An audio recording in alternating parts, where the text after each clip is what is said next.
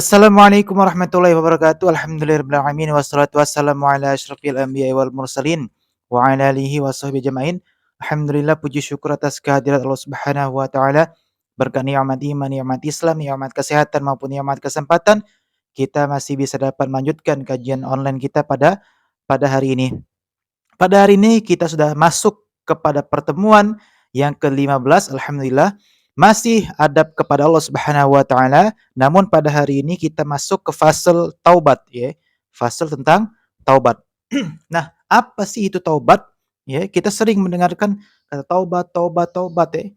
Nah, apa itu makna dari taubat? Mari baik kita mulai pembahasannya. Taubat secara bahasa itu artinya kembali. Artinya kembali. Secara syariat, taubat itu adalah meninggalkan dosa-dosa karena Allah Subhanahu wa taala, ya. Kemudian menganggap buruk sesuatu dosa tersebut, kemudian menyesali perbuatan maksiatnya, kemudian bertekad kuat untuk tidak mengulanginya kembali dan memperbaiki apa yang mungkin bisa kita perbaiki, ya, agar kita kembali kepada Allah Subhanahu wa taala. Nah, teman-teman, itulah dari, definisi tentang taubat, ya, secara bahasa ataupun secara syariat Islam. Kemudian, nah, di sini Syekh Muhammad bin Shalih Al-Utsaimin rahimahullah taala dalam kitabnya Majelis Syahri Ramadan, ya, beliau itu menuliskan atau memberikan 5 kriteria, syarat-syarat, ya, syarat-syarat taubat, ya. Mari kita simak sama-sama apa saja yang termasuk syarat-syarat dari syarat-syarat taubat. Yang pertama, yaitu hendaklah taubat itu dilakukan dengan ikhlas kepada Allah Subhanahu wa taala.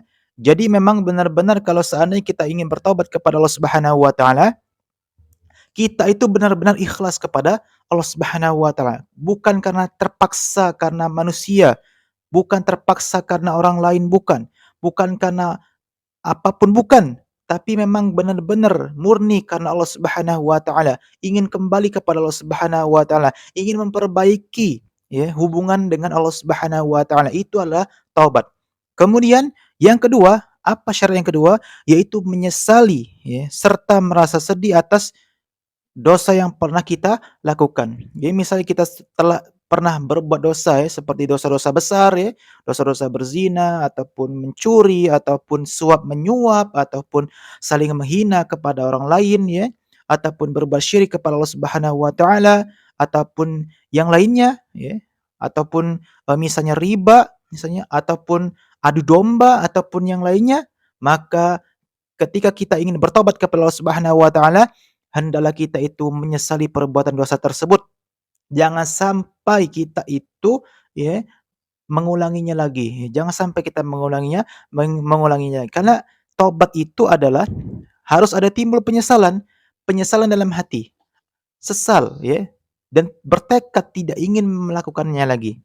Itu syarat yang kedua. Kemudian syarat yang ketiga yaitu ya, segera berhenti dari perbuatan tersebut, ya. Seandainya kita itu ingin bertobat kepada Allah Subhanahu wa taala dari perbuatan buruk tersebut, maka kita segera segera berhenti dari perbuatan dosa tersebut, ya.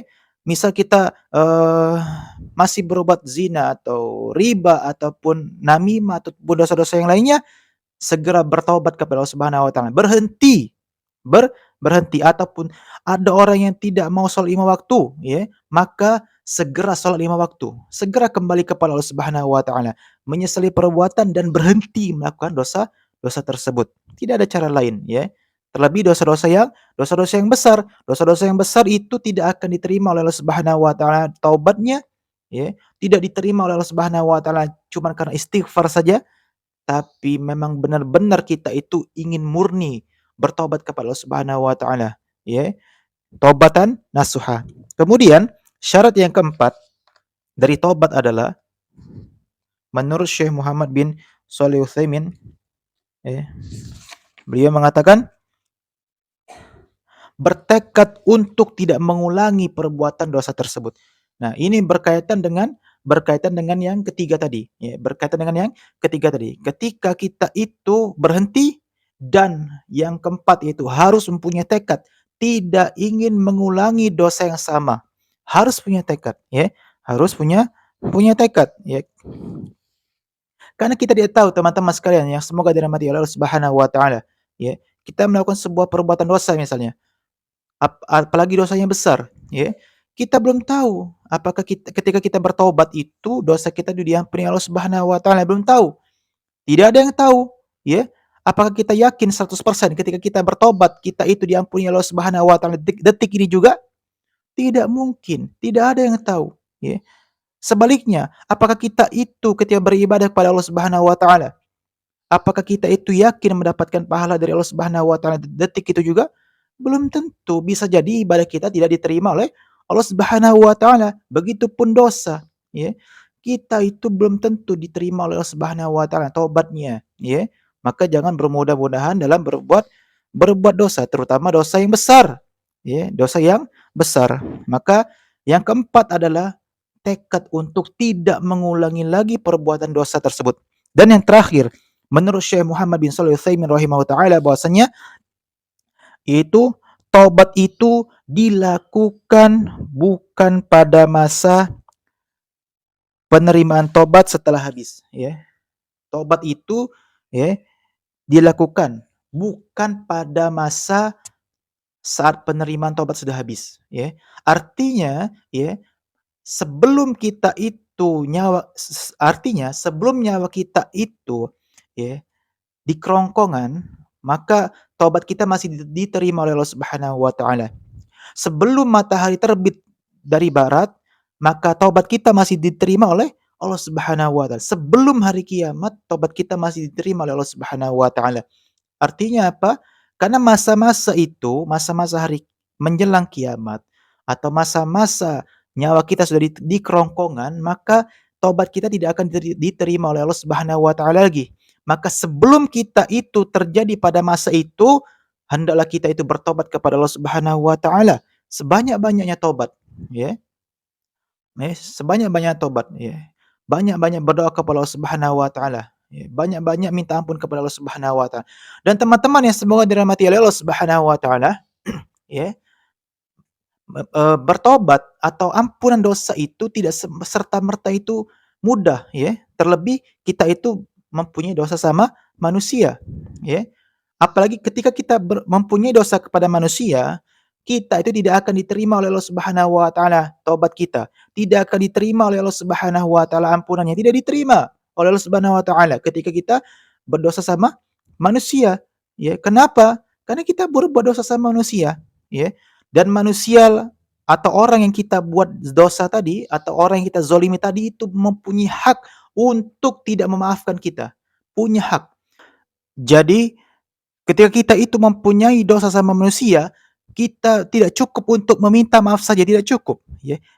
Kita itu butuh maaf dia, agar Allah Subhanahu wa taala itu mengampuni dosa kita, ya, mengampuni dosa kita. Ya misalnya contohnya saja, seandainya, ya, anak kita dizinai oleh orang lain misalnya, apakah dengan serta-merta kita minta maaf sama orang tersebut misalnya, "Oh, saya minta maaf ya, saya telah menzinai anak kamu." Apakah dengan seperti itu kita langsung maafkan dia? Bahkan orang yang berzina pun harus dihukum, dirajam. Orang yang membunuh pun dalam Islam harus dihukum. Hukum bunuh dengan bunuh, seperti itu. Jadi ketika kita berbuat dosa sama manusia, yang kita butuhkan adalah maaf manusia tersebut, ya, maaf manusia tersebut, ya.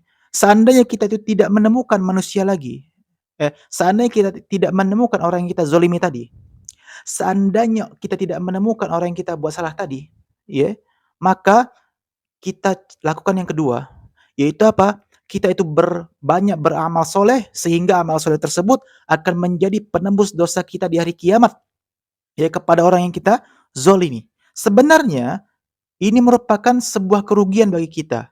Kenapa saya katakan kerugian?